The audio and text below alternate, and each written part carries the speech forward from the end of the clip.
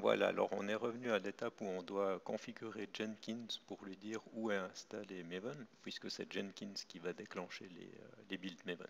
Mais Jenkins va déléguer les étapes de compilation et d'exécution des tests unitaires à Maven.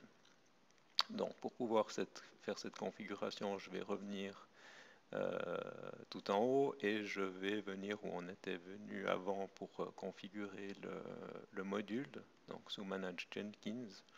Mais cette fois, je vais venir sous Configure Système. Donc on voit qu'on a toutes sortes d'options. Les exécuteurs, par exemple, c'est là où on va pouvoir dire combien de sous-processus sont disponibles pour l'exécution des jobs en parallèle. Pour ce labo, ce n'est pas très important, mais quand vous avez un vrai projet avec pas mal de développeurs, pas mal de jobs, c'est important de pouvoir contrôler le parallélisme des activités. Donc on va descendre, et on voit ici que sous Maven, on a des installations, on pourrait en avoir plusieurs, et on va cliquer sur ce Add Maven.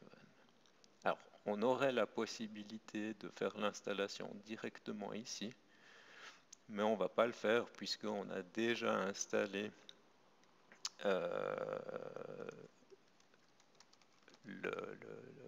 l'outil avant dans la première partie du labo.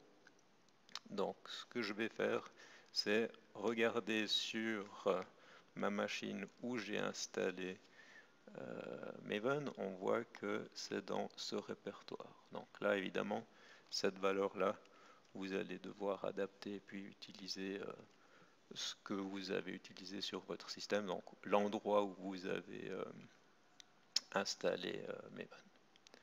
Donc ici, en faisant Save, en principe, Jenkins est configuré.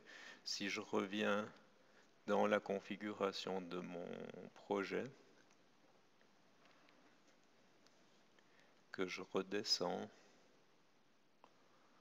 on voit que cette fois, je n'ai plus ce message en rouge qui me disait que Jenkins ne savait pas où se trouvait Maven. Alors, ce que je dois faire, évidemment, chaque fois que je vais faire un build avec Maven, je vais devoir lui donner un fichier pom.xml. Ce fichier pom.xml, c'est un fichier Maven, c'est ce qui va définir les propriétés du projet. C'est grâce à ce projet que Maven sait quel type d'artefact on va construire, quelles sont les dépendances, quels sont les différents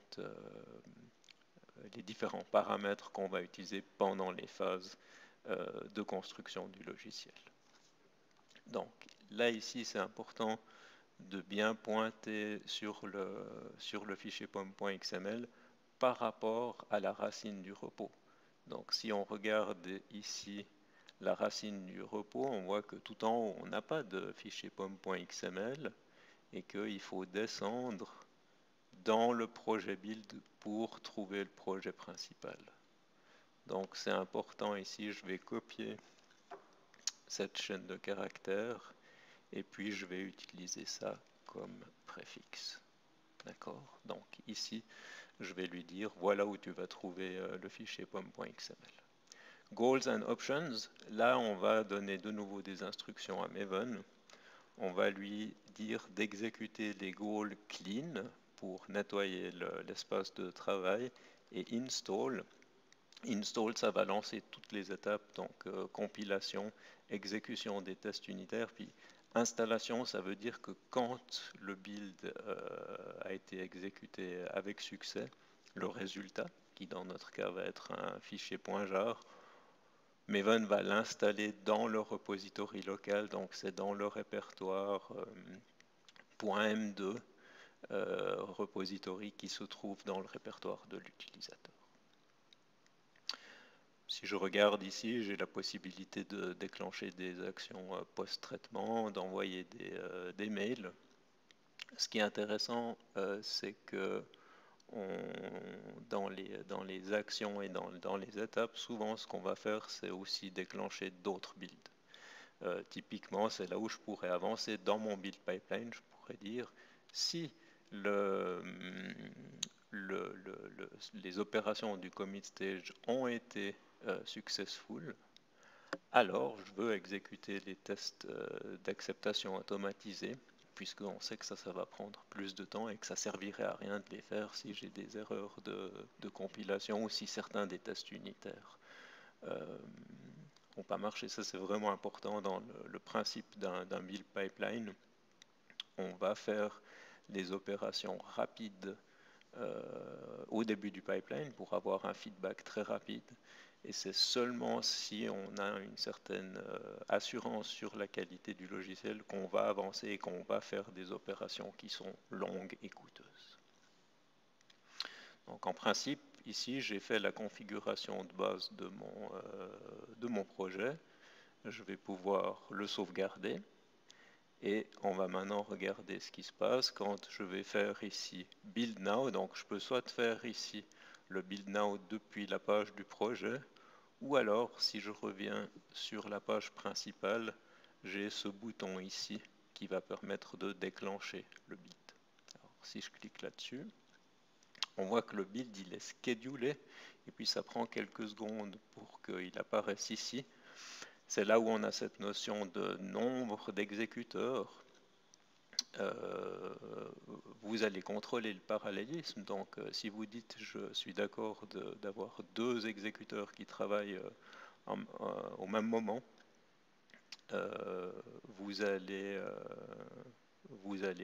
avoir une file d'attente et puis finalement les jobs vont devoir patienter. Alors là maintenant on voit qu'on n'a plus rien dans la file d'attente, on n'a pas encore eu de feedback. Si je clique dessus, on voit que j'ai l'historique de mes builds. Alors il est en jaune, ça donne une indication. Rouge, ça voudrait dire qu'il y a eu une erreur.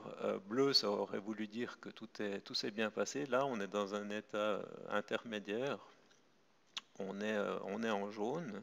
Alors si je clique dessus, j'ai des infos sur ce qui s'est passé. Donc je vais retrouver le commit dans GitHub. Je vois que le code s'est bien passé, le build aussi. Par contre, c'est au niveau des tests que j'ai eu des soucis. Si je vais sur console output, je vais vraiment voir ce qui a été exécuté pendant le build. C'est ce que vous avez vu au tout début du laboratoire quand vous avez exécuté les tests unitaires. Et puis on voit ici la raison du jaune, c'est que Maven a réussi à compiler sans erreur. Par contre, un des tests unitaires est en échec, c'est le bug qu'on avait volontairement introduit, ou dans une méthode de la classe Java, on s'était trompé sur l'opérateur d'addition et de multiplication, et où on a un test unitaire qui est violé. Donc on va voir après comment corriger cette erreur, pousser les modifications sur GitHub et puis faire passer le test en vert.